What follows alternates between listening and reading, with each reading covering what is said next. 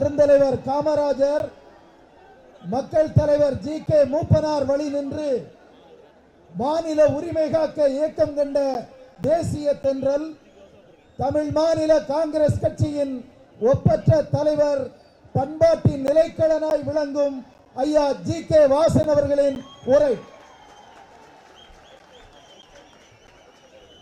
சந்தித்த பிறகு எனக்கு ஒரு பெரிய நம்பிக்கை ஏற்படுகிறது. திரு வைகோ அவர்களே,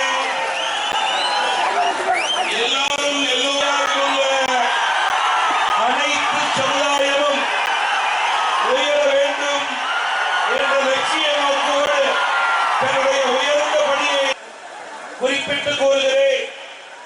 30 வருட காலமாக திராவிட முன்னேற்ற கழகமும் அண்ணா திராவிட முன்னேற்ற கழகமும் மாறி மாறி தமிழகத்தை ஆண்டு சீரழித்ததுதான் இன்றைக்கு தமிழகத்திலே தமிழக மக்களுக்கு கிடைத்திருக்கின்ற நஷ்டமாக இருக்கிறது.